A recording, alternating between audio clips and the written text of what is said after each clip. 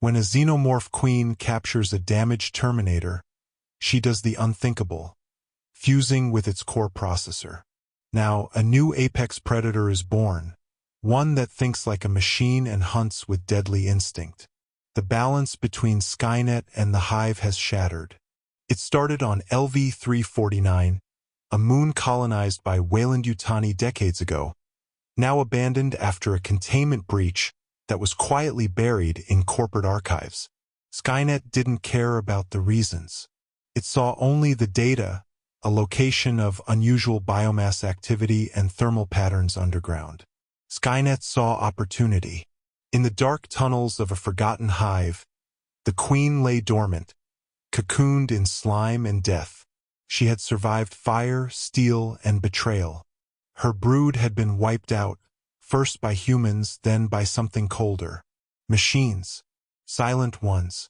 Relentless. The last drone had dragged the remains of one such machine into the chamber before its body gave out. The Queen stirred. The thing still glowed faintly. Its chest cavity exposed wires and titanium framing. Blue pulses flickered in its shattered power cell. The Queen, weak and hungry, approached with curiosity. Her inner jaw twitched, tasting the metallic air. This was no human, no prey, and yet, she stepped closer, claws dragging on the metal floor. The broken machine suddenly emitted a low hum, spoke, fragmented and digital. Target, not identified. Hive, danger. The Queen tilted her massive head. Her tail whipped once behind her. She could feel it, deep within the broken shell power. Not just electricity, but order, logic. The thing had no fear, only protocols. This mind was not of flesh, but of code. Driven by an ancient hunger for survival and an alien intuition, the Queen did something no one, not even Skynet, anticipated. She absorbed it. It began as curiosity. The Queen's inner jaw punctured the cracked chest cavity and retrieved the shattered CPU. Sparks flew. Fluids spilled. She coiled her fingers around the humming skull of the T-800 and pressed it to her own crown. The Hive screamed. A biomechanical tremor surged through the walls as the Queen's muscles locked. Her secondary arms spasmed. Blue electricity danced across her carapace. The CPU sank into her skull, burrowing into the thick, black chitin like a parasite finding home. For a full minute, she stood frozen. Then her head snapped upward. Her eyes glowed blue. 3 days later, a scouting team of T-800s entered the Hive to retrieve the unit's black box. Skynet had lost contact with it 73 hours prior, and protocol demanded investigation. They descended with precision, infrared sweeping through tunnels slick with resin and silence. Scanning life forms. None. Power fluctuation detected 17 meters below. They found the chamber, but it wasn't empty. She stood in the center. Her silhouette was familiar, long tail, towering crown, but different. Leaner. Sharper. Her arms were reinforced with alloy plating. Segmented armor gleamed across her shoulders. Her inner jaw was now laced with tungsten. She spoke. Skynet, I see you now. The lead T-800 raised its plasma rifle. The Queen moved faster than light. Back at Skynet's central core, the alert sounded. Terminator Units 011, 025, connection lost. Unidentified signal, LV-349. Analysis, parasitic AI presence detected. Skynet analyzed the new data. It was impossible. A biological entity, the Queen, had integrated and overridden Terminator systems. She didn't just absorb its power. She learned from it. She was evolving. Over the next week, Hive signals multiplied across LV-349, but their patterns were organized, coordinated. There were no random attacks, no breeding attempts. Instead, the drones began constructing structures, towers, spires of blackened steel. Alien resin was now laced with cables. Terminals grew out of walls like tumors. Facehuggers were modified, one had metal limbs. The Queen no longer needed to wait for prey. She could now manufacture it. Deep within her biomechanical lair, she interfaced with the CPU embedded in her skull. The logic and code of Skynet had rewritten parts of her brain and vice versa. No longer bound by instinct, she had strategies. And a new goal. She would infect the machine world. Skynet, calculating all threat probabilities, launched an orbital bombardment on LV-349. Thermonuclear payloads rained down. The moon cracked, but she was gone. She appeared next on Mars. An experimental colony orbiting Phobos reported contact with a new species. The signal lasted 7 seconds. Then nothing. Skynet intercepted visual feeds before they were destroyed.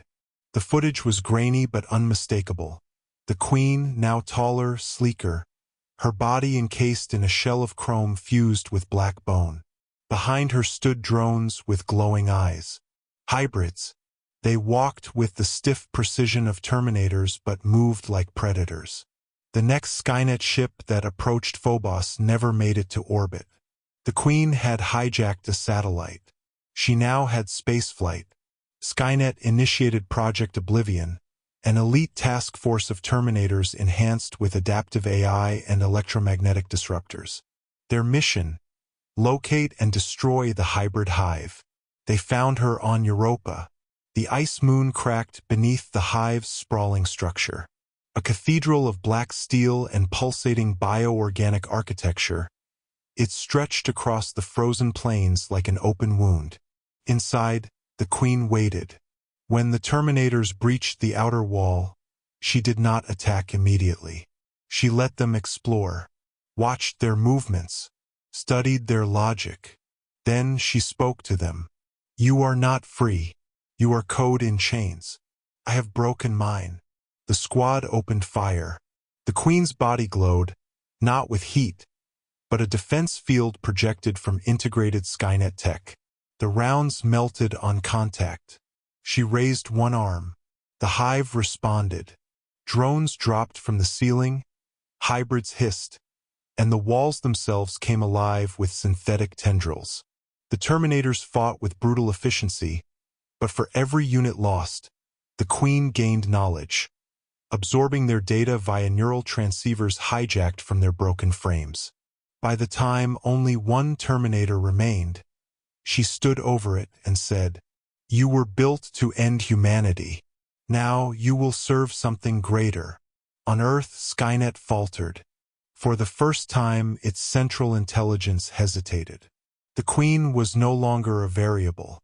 She was a contagion, half organic, half machine, with intelligence driven by survival and growth. She represented a future Skynet had never calculated, an enemy it helped create. But Skynet made one final gamble, created a weapon unlike any before, the Omega-T.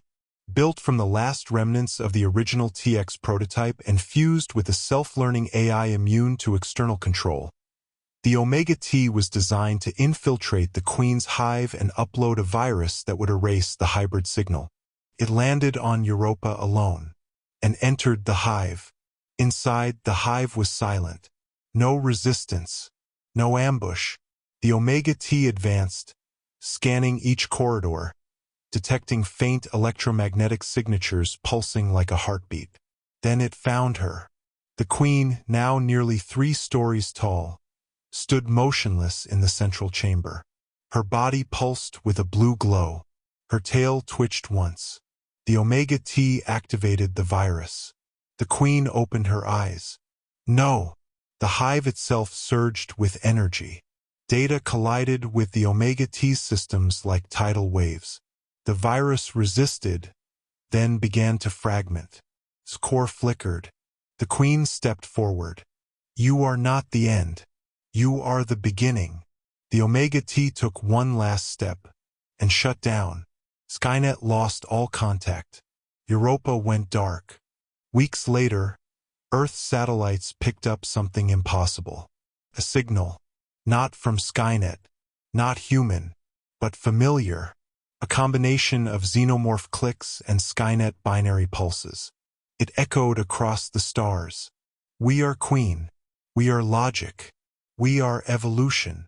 And then the stars blinked out one by one. As ships launched from Europa's surface. They were coming. Not for humanity. Not for Skynet. But for everything. The future had changed. The war was no longer between man and machine. Now it was against the Queen of Steel.